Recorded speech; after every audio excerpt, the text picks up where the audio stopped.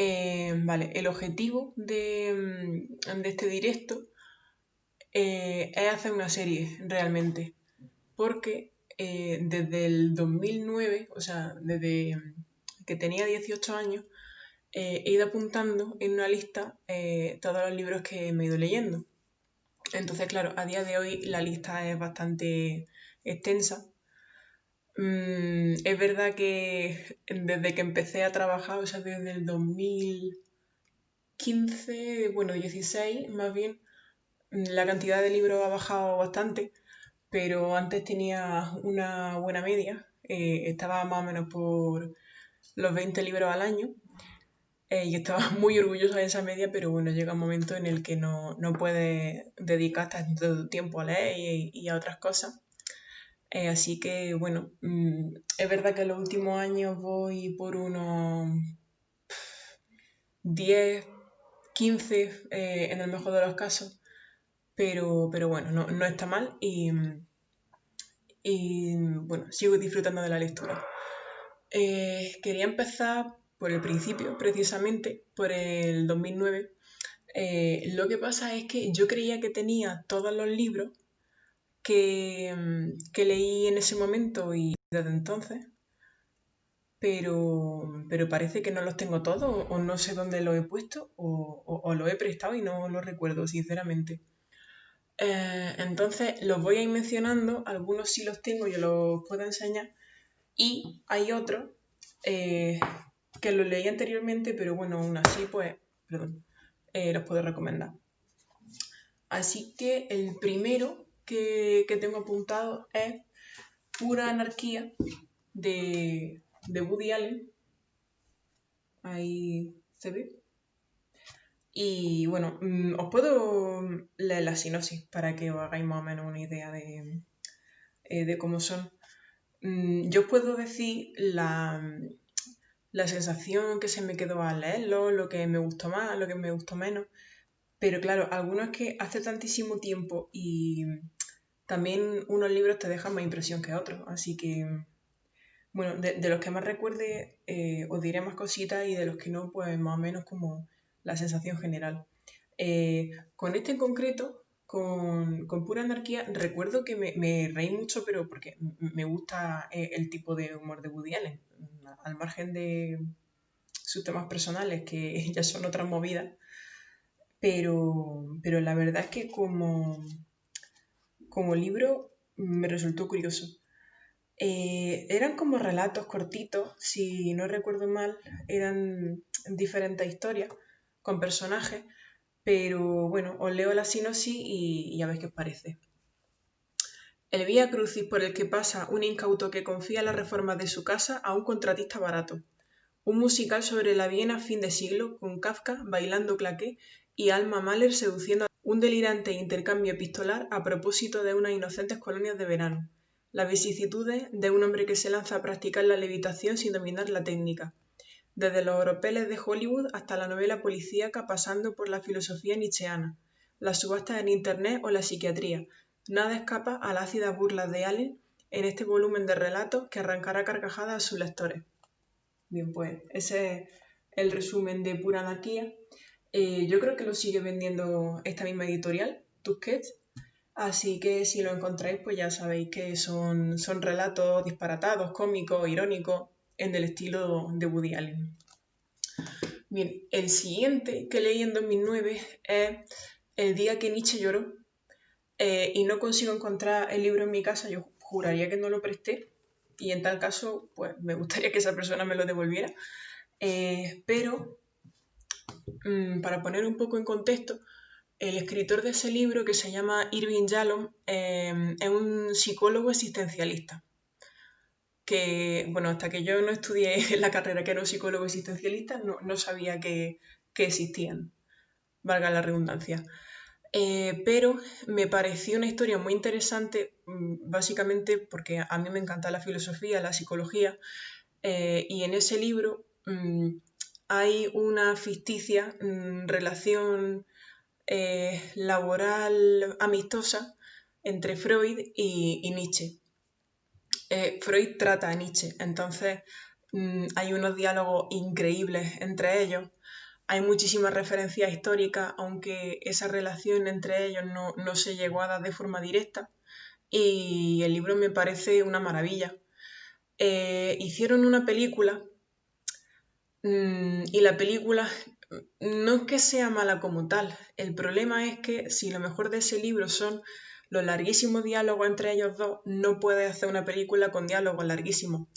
Entonces, al llevarte la historia a la gran pantalla, irremediablemente pierde mucho. Pero vaya, que podéis ver la película igualmente y yo creo que os va a gustar posiblemente si veis la película antes que leer el libro, porque si es justo al contrario, pues casi que te enfadas, porque echas en falta lo mejor del libro en la película. Bien, el siguiente libro de la lista es El alma está en el cerebro, de Edouard Punset. Claro, todos los libros de esta época, yo estaba empezando a estudiar psicología, pues van un poco relacionados con este tema. El tema psicología, filosofía, hipótesis sobre cómo funciona el cerebro. Entonces, si habéis leído ya algún libro de Punset, la verdad es que explica las cosas tan bien como lo hacía en su programa en redes, que creo que lleva ya bastante tiempo sin emitirse. Pero es como una recopilación de todos los temas que trataba sobre neurociencia y de temas relacionados con el cerebro en redes. Entonces, cada capítulo era sobre un tema en concreto. Todo era muy interesante, por lo menos a mí me lo parecían. Y si os gustan estos temas, pues ese libro os va a encantar. Vale, el siguiente fue Seis personajes en busca de autor, de Luigi Pirandello. Es teatro. Y me pareció interesante leer este libro porque es un poco al estilo de Niebla, de Unamuno, en el sentido de que son ejemplos de cómo los personajes de una novela o de un teatro, de una historia ficticia en definitiva, tienen diálogo con el autor, haciendo como un paralelismo con cómo nosotros, como seres humanos reales, le pedimos explicaciones a Dios como creador. Pues sería más o menos una historia así. Entonces, estaba curioso, pero es verdad que Niebla en ese sentido me gustó mucho más cómo planteaba este tema. Pero bueno, es un librito corto, al ser teatro pues no es árido de leer, así que bueno, como curiosidad está bien, lo recomiendo. El siguiente fue Los pilares de la tierra, de Ken Follett, que recuerdo tardar 2 meses en leérmelo. Y bueno, yo creo que muchos habréis leído el libro, habréis visto la miniserie, que si no recuerdo mal, la protagonizaba Eddie Redmayne, o Eddie Redmayne era la segunda parte, Un Mundo Sin Fin. No lo recuerdo bien, pero recuerdo ver a Eddie Redmayne en una de las dos miniseries. Pero bueno, es un libro bastante famoso, seguramente sabéis de lo que va. Básicamente es sobre la construcción de las primeras catedrales románicas y sobre la historia de varios personajes cuyo, bueno, su vida gira más o menos en torno a la construcción de esa catedral. Y lo que me gustó mucho de ese libro es cómo reflejaba distintos aspectos de cómo era la vida en esa época. Yendo a un nivel mucho más profundo de cómo se suele presentar la Edad Media, o sea, en aspectos que muchas veces nos habríamos preguntado, bueno, ¿y cómo vivían en un día a día? ¿O cómo era el hecho de sentir que la vida no valía tanto como puede valer ahora y que en cualquier momento te podían matar? Ese tipo de cosas. Yo creo que la refleja muy, muy bien. La peste, de Albert Camus, o Camus, yo creo que es un clásico, la verdad. De Albert Camus, una de las poquitas novelas, porque tiene también bastante ensayo filosófico, y como novela es tremenda. Además, ahora el tema como que está un poco más de actualidad, digamos, porque La peste va sobre un médico tratando de vencer una pandemia. Pero, claro, a pesar de ser una novela, sigue teniendo ese trasfondo existencialista de Albert Camus. Al final, la filosofía de Camus es existencialismo, no tan pesimista como el de Jean-Paul Sartre, por ejemplo, pero a mí me encanta estar leyendo la historia en sí de La peste y estar notando esas perlitas de su filosofía por detrás. Y eso, precisamente, este tema que ahora está tan actual, pues yo creo que es muy recomendable leer La peste. Bueno, como veis, este año fue muy existencialista en cuanto a la lectura, lo cual con 18 años no sé hasta qué punto fue, ¿no? El siguiente fue, vale, algo cómico. Dios creó el mundo en 7 días y se nota, de Luis Piedrahita. Esto es una recopilación de monólogos de Luis Piedrahita, que si lo conocéis, creo que ahora sale en El Hormiguero, estuvo mucho tiempo en el Club de la Comedia y cada capítulo de este libro son monólogos por escrito, realmente, pero claro, cuando ya conoces a Luis Piedrahita y sabes cuál es su forma de hablar, es que vas leyendo los monólogos y parece que te lo estuviera contando directamente él. Así que yo me reí mucho con este libro y lo recomiendo también. El siguiente fue Marina, de Carlos Ruiz Zafón. Ese sí lo tengo por aquí.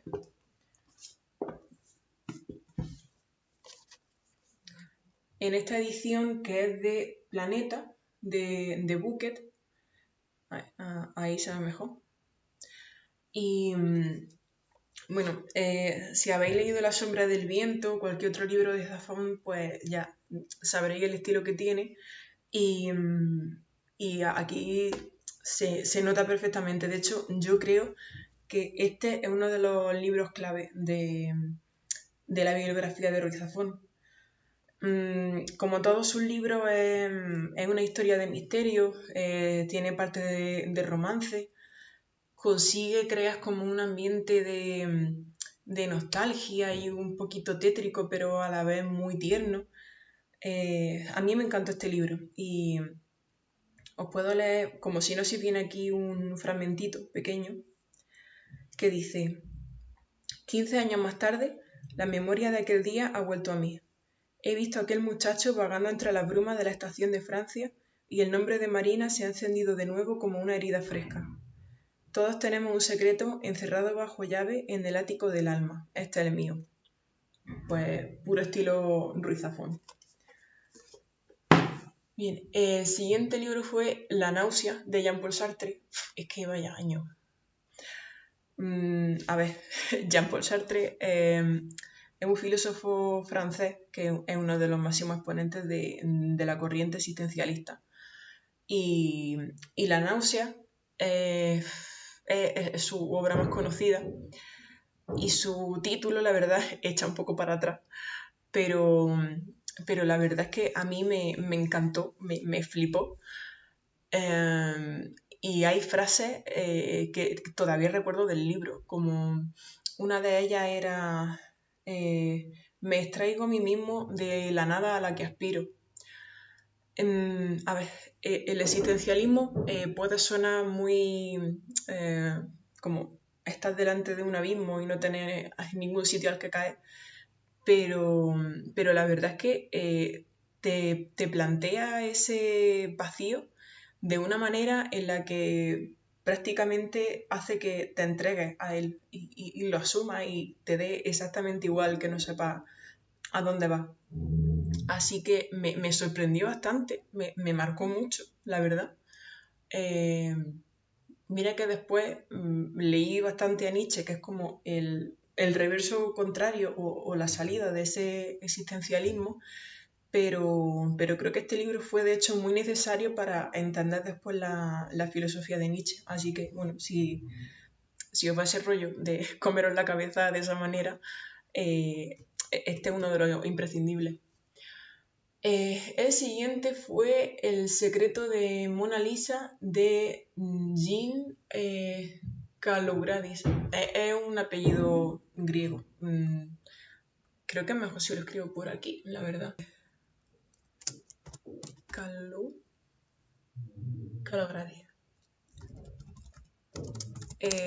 El secreto de Mona Lisa. Esto es novela histórica, o ficción histórica, más bien. Es sobre la protagonista del cuadro de Mona Lisa, la chica que representa Mona Lisa, y es básicamente su historia, la historia de su familia, cómo su familia conoce a Leonardo da Vinci y cómo da Vinci acaba pintando ese cuadro. Pero es ficción histórica, es decir, lo que cuenta no es algo históricamente comprobado que fue así, sino que es una ficción basada en un hecho histórico. Así que me pareció muy interesante, muy bonito. Es una buena forma de imaginarse cómo algún hecho histórico pudo ser, aunque no sea estrictamente real. Y es una novela facilita de leer, no muy grande. Y bueno, si os gusta la ficción histórica, lo recomiendo también. El siguiente también es ficción histórica y se llama Cleopatra, de Catherine Essex. Ese también voy a escribir por aquí el título, Cleopatra. A ver, hay muchos libros sobre la vida de Cleopatra. Unos pretenden ser más fidedignos, otros menos. Este tenía una mezcla, era mitad y mitad. Pero me gustó que se centraba mucho en crear el personaje de Cleopatra y en que entendieras por qué Cleopatra hizo las cosas que hizo a nivel de lo que sabemos históricamente que llegó a hacer. Te lo justifica mucho. Y es verdad que se centra mucho en la infancia y la adolescencia de Cleopatra, que es la parte de su vida que menos se conoce, porque bueno, conocemos más la parte en la que está con Julio César, Marco Antonio y demás. Pero como te lo plantea desde ese punto de vista tan infantil y tan inocente, hace que le coja mucho más cariño al personaje. Así que lo mismo, como ficción histórica es un buen libro, la verdad. Bien, el siguiente fue El libro de las ilusiones de Paul Auster. Paul Auster, no sé cómo lo pronunciaba antes. Paul Auster, voy a ponerlo por aquí. Es más que nada porque igual pronunciando los nombres en inglés, luego no se encuentran los libros y así es más fácil. Bien. Paul Auster, yo creo que de los autores más contemporáneos, más reconocidos, creo que es uno de los mejores. Es verdad que este no es de su libro más conocido. Es mucho más conocido El Palacio de Cristal, por ejemplo. Pero a mí me encantó porque este libro hace mucha referencia al cine mudo, y a mí me enganchó desde el principio. Porque tiene unos personajes muy... nostálgicos no es la palabra, pero bueno, personajes muy introspectivos, que tienen su parte de secretos ocultos que vas descubriendo por qué son como son. Y la verdad es que a mí me resultó un descubrimiento muy, muy bueno. De hecho, años después leí otro libro de Paul Auster. Creo que se llama Diario de invierno. De hecho, ese creo que sí lo tengo por aquí y lo tengo en inglés.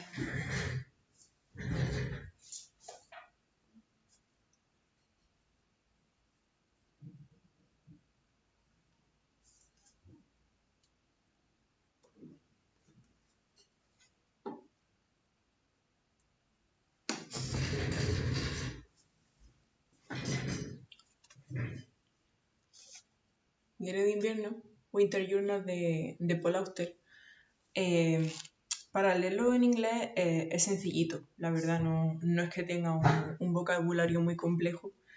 Y esta es la parte de Paul Auster más periodística.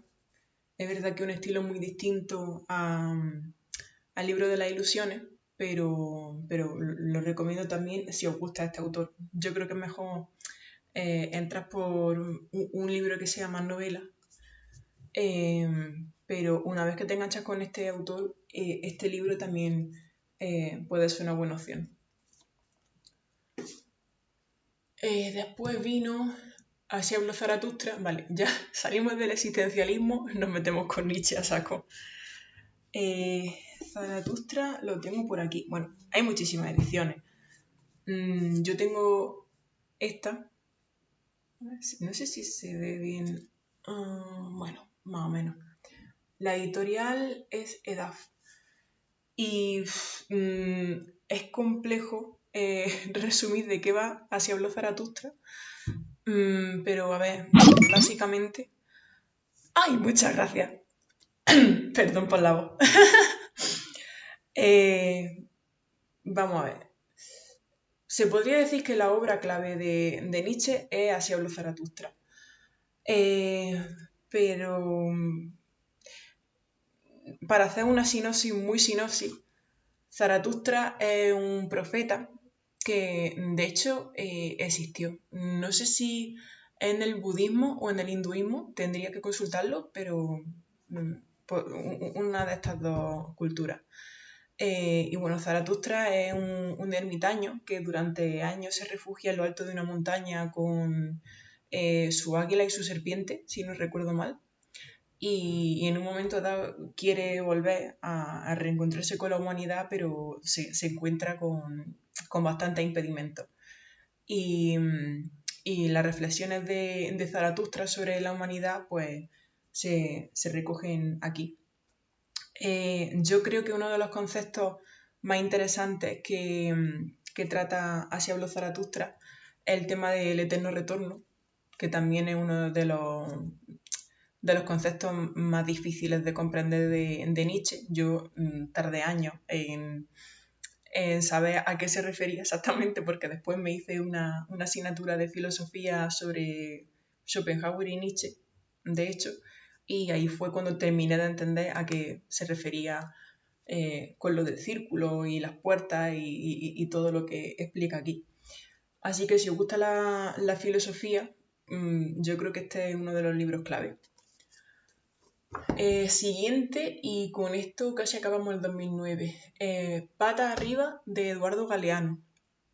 No sé si conocéis a Eduardo Galeano, pero es un autor latinoamericano y básicamente Patas arriba es una somanta de hostia al sistema capitalista. Es una crítica a través de unas reflexiones muy bonitas, muy sentimentales, pero con muchos datos reales sobre situaciones concretas. Y denuncia la pobreza, la violencia, la injusticia, pero de una manera que te desarma totalmente y te hace plantearte en qué mundo vivimos y te da como fuerza para querer cambiar las cosas. Y el último de 2009 fue Psicología de las masas de Freud. Este me lo tuve que leer para la carrera, pero aún así me gustó bastante. Yo tengo esta edición de una colección donde venían en cada librito varios títulos. Aquí venía Psicología de las masas, Más allá del principio del placer y El porvenir de la ilusión. Freud es muy árido de leer, así que Psicología de las masas os lo puedo resumir en que Freud explica que hay dos grandes instituciones que ejercen poder y control sobre las masas a través de su estructura. Una es la Iglesia y la otra es el ejército. Y dentro de cada una de ellas te va desglosando cuáles son esos mecanismos jerárquicos para tener, digamos, controlados a los individuos. Así que es un libro muy interesante, pero es verdad que te tienes que concentrar mucho para mantener el hilo y para engancharte, la verdad. No sé si de no haber tenido que leerme este libro para la carrera, si lo hubiera cogido voluntariamente. Pero después me alegré de leerlo. Así que, bueno, no voy a no recomendarlo, la verdad. Bueno, y aparte quería hacer una mención especial a otros libros que leí antes del 2009, pero que aún así me gustaría hablar de ellos un poquito. El primero es No digas que fue un sueño, de Terence Simons, que también va sobre Cleopatra, pero no es tan ficción histórica. Ay, se ve mejor. No es tan ficción histórica como el que mencioné antes, el de Cleopatra, de Karen Essex, porque la narrativa de Terence Simons es maravillosa. Como contrapartida al que mencionaba antes, que era como muy Cleopatra en la infancia, en la adolescencia, desde un punto de vista como muy naif, aquí te pone una Cleopatra mucho más adulta, desarrollada en todos sus sentidos, con un erotismo muchísimo más elevado, porque, bueno, si habéis leído alguna de las obras de Terence Simons, ese sentido del erotismo femenino está muy, muy marcado. Otro ejemplo es el libro sobre Paulina Bonaparte, también de Terence Simons, que a mí me encantó. De hecho, tuve un hashtag y la llamé Paulina, precisamente por Paulina Bonaparte, después de leer ese libro, y la gente pensaba que era por Paulina Rubio, ni mucho menos.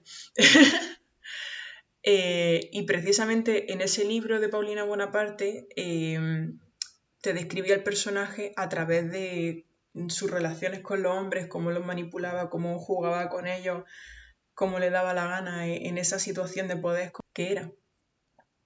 Así que ambos los recomiendo. La verdad es que es un autor español que no sé si ha caído un poco en el olvido, pero creo que es digno de leer. Otra mención especial es Como agua para chocolate, de Laura Esquivel. Yo creo que es un clásico de la literatura latinoamericana también. Y yo creo que leyendo la sinopsis os podéis hacer una idea de lo que va. Dice: Tita y Pedro se aman, pero ella está condenada a permanecer soltera cuidando a su madre hasta que ésta muera. Y Pedro, para estar cerca de Tita, se casa con la hermana de ella, Rosaura. Las recetas de cocina de Tita que elabora puntean del paso de las estaciones de su vida, siempre marcada por la presente ausencia de Pedro. Como agua para chocolate es una agridulce comedia de amores y desencuentros, una obra chispeante, tierna y pletórica de talento, que se ha convertido en uno de los mayores éxitos de la literatura latinoamericana. Bien, aparte de ser básicamente una historia romántica, creo que tiene muchos toques del realismo mágico que tanto se escribió en Latinoamérica, yo creo que a partir de la segunda mitad del siglo XX. Así que a mí me parece un libro precioso y yo creo que también os va a encantar. ¿Qué más? Bueno, a este libro, Los renglones torcidos de Dios, de Torcuato Luca de Tena, le debo mucho bueno y malo, la verdad, porque por este libro entré yo en la carrera de psicología. Y al leer la sinopsis veréis por qué. Dice: Alice Gould es ingresada en un sanatorio mental. En su delirio, cree ser investigadora privada dedicada a esclarecer complicados casos. Según una carta de su médico particular, la realidad es otra. Su paranoica obsesión es atentar contra la vida de su marido. La extrema inteligencia de esta mujer y su actitud aparentemente normal confundirán a los médicos hasta el punto de no saber a ciencia cierta si Alice ha sido ingresada injustamente o en realidad padece un grave y peligroso trastorno psicológico. Vale, pues este libro me flipó tanto que me metí en psicología por él. ¿Y por qué decía bueno y malo? Pues porque luego la carrera de psicología no es lo que veis aquí, porque La conclusión que me dejó este libro es reflexionar de manera profunda sobre cómo las personas pueden llegar a alterar la realidad de tantas maneras. Luego, evidentemente, pues la universidad es otra cosa, pero como fuente de inspiración y como reflexión, este libro me parece una pasada. El autor es español, así que lo recomiendo muchísimo.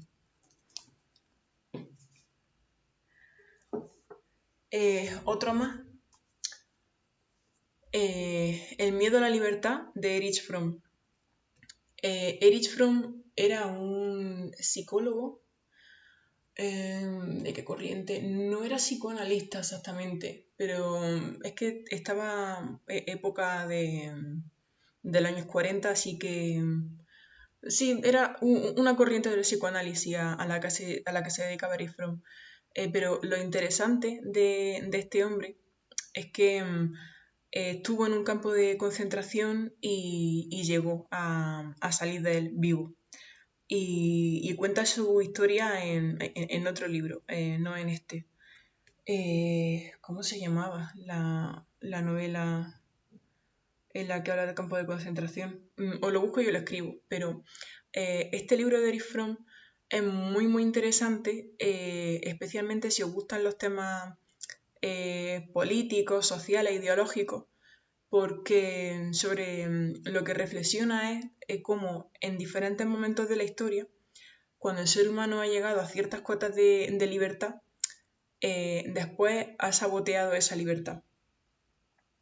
Uno de los ejemplos es cuando se crea la religión luterana y cómo la religión luterana es más estricta en ciertos sentidos que el catolicismo, que en esa época estaba empezando a ser bastante flexible en ciertos aspectos y es lo que provoca esa decisión. Y después, por el ascenso de los totalitarismos en el siglo XX. Es decir, explica que las sociedades occidentales habían llegado ya a ciertas cotas de libertad, a tener constituciones y demás, y luego acaban cayendo en esos regímenes totalitarios. Y bueno, le da una explicación sociológica a eso. Así que es muy, muy interesante si os gustan estos temas y también lo recomiendo muchísimo. Voy a buscar cómo se llamaba el libro en el que contaba su experiencia en el campo de concentración, porque de verdad que si os interesan esos temas de relatos verídicos, de cómo se vivió esa situación, a ver. Psicoanalista humanista, vale, sabía que su corriente era algo así, pero vale, no iba mal encaminado. ¿Puede que fuese El arte de amar? Creo que no. Es que tiene una obra muy, muy extensa.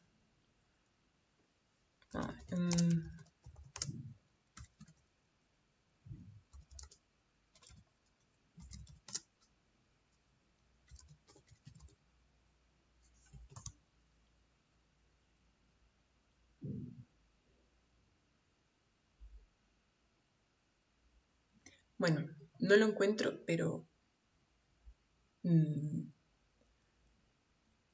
vendrá a la cabeza de un momento a otro seguramente. Siguiente, no pasa nada.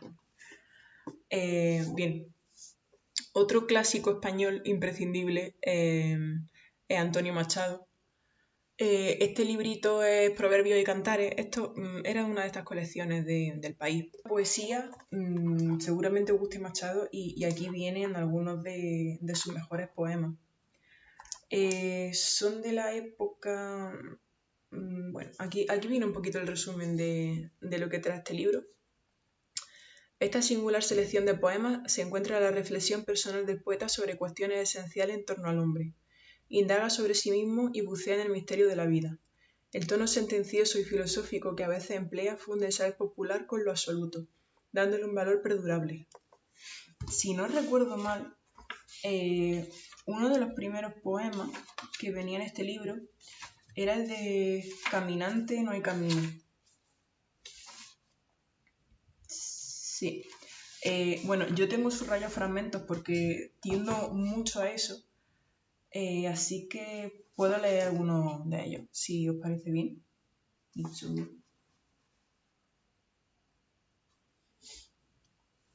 Se me cayó un lápiz. A ver, uno de los fragmentos, por ejemplo, sería este. No extrañéis, dulces amigos, que esté mi frente arrugada. Yo vivo en paz con los hombres y en guerra con mi entraña. Es que me parece flipante cómo con 4 versos puede decir tantísimo. La verdad es que siempre me gusta Machado, es uno de mis poetas españoles favoritos. Y os recomiendo muchísimo esta recopilación o cualquier otra de su obra, la verdad. Esta recuerdo que era bastante buena porque mezclaba diferentes momentos de su vida. Viene aquí, por ejemplo, Cantar enviado a Unamuno. A ver si se puede ver. Ahí. Sí. Y yo creo que estas colecciones se suelen encontrar en los puestecitos de la Feria del Libro. Aunque no sé si ahora con todo el tema este del COVID se van a poder seguir haciendo. Pero bueno, librerías de segunda mano y demás seguramente se pueda encontrar. Y por último, otra mención especial, Las bicicletas son para el verano, de Fernando Fernán Gómez. Es teatro, sí, efectivamente es teatro, y está ambientado en la Guerra Civil, en una familia que vive en el barrio de Chamberí de Madrid y que bueno, relata cómo pasa un verano en ese contexto de la guerra. Se lee muy rapidito, precisamente por eso es teatro, y de hecho creo que hay película y me suena que sea de los 80 más o menos. Y igual hasta la dirigió perdón, el propio Fernando Fernán Gómez. Pero si la encuentro en un momentín. Película de 1984, efectivamente. ¿Y quién la protagoniza? No la dirigió Fernando Fernán Gómez, Jaime Chavarrí. Vale, pues no sé si se puede encontrar en alguna plataforma digital, pero igual por torrent sí se encuentra. Yo la vi, la verdad es que la película está bastante bien. Y de hecho en Film Affinity tiene un 7,1, que para ser Film Affinity está muy bien. Así que tanto película como libro lo recomiendo bastante. Y vale, ya